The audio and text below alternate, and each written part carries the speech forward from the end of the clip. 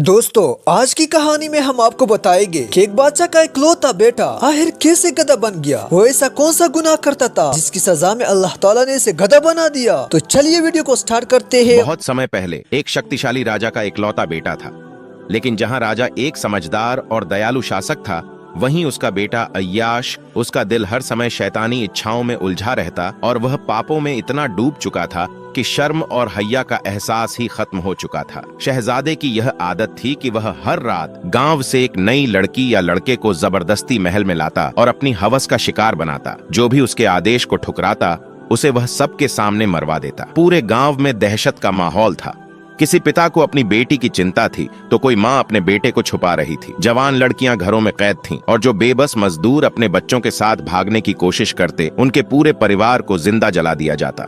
जब लोगों ने राजा के दरबार में जाकर फरियाद की तो राजा ने अफसोस से सिर झुका लिया और कहा, वह मेरा इकलौता बेटा है, मैं उसे कुछ नहीं कह सकता। एक दिन एक बुजुर्ग दरवेश राजा के दरबार में आया और बोला, ऐ राजा, तेरा बेटा शैतान बन चुका है।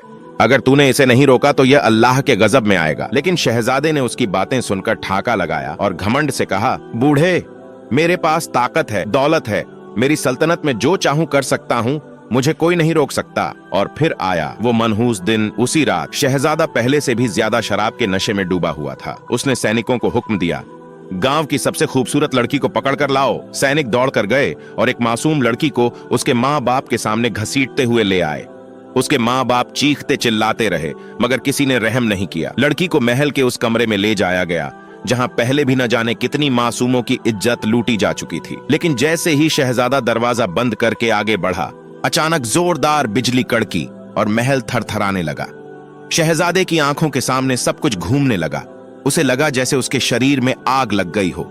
वह दर्द से तड़प उठा। उसकी चीखें पूरे महल में गूंजने लगीं। सैनिक और नौकर दौड़कर आए, मगर दरवाजा अंदर से बंद था। चंद लम्हों बाद शहजादे की चीखें बंद हो गईं। महल में सन्नाटा छा गया। राजा भी घबराकर अपने बेटे के कमरे की तरफ दौड़ा। जैसे ही दरवाजा खुला, राजा के पैरों तले जमीन खिसक गई। एक भयानक मंजर। बिस्तर पर शहजादा नहीं था, बल्कि वहां एक बड़ा बदसूरत काला गधा खड़ा था। राजा ने कांपती आवाज में कहा, यह क्या है? मेरा बेटा कहाँ है? गधे ने अपनी लाल भयानक आंखों से राजा की तरफ देखा और फिर उसके मुंह से एक डरावनी आवाज निकली, अब्बा, मैं शहजादा हूँ। यह सुनते ही राजा के शरीर में झुरझुरी दौड़ गई।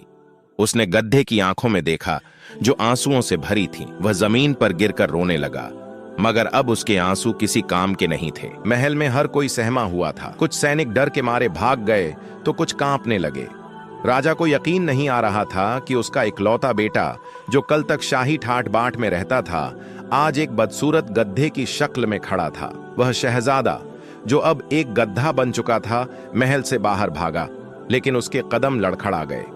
गांव वालों को जब यह खबर मिली कि वही जालिम शहजादा, जो उनकी इज्जतें तार तार करता था, अब एक गधा बन चुका है, तो वे हैरान रह गए। पहले तो किसी को यकीन नहीं हुआ, लेकिन जब उन्होंने अपनी आंखों से देखा कि वह गधा महल के आसपास भटक रहा है, तो पूरे गांव में हंसी का तूफान आ गया।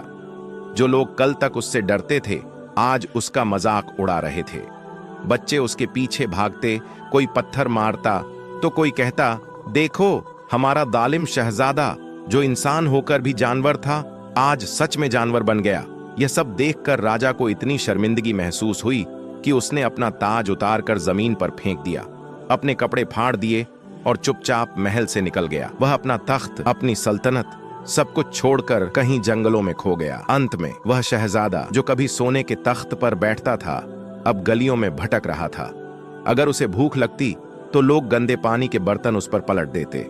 अगर वह रोटी के टुकड़ों के करीब जाता तो कोई उसे ठोकर मारकर भगा देता। कोई उस पर हंसता, कोई थूकता और कोई उसके कान खींचकर मजाक उड़ाता। जिसने कल दूसरों की इज्जत लूटी थी, आज खुद लोगों के पैरों में पड़ा हुआ था।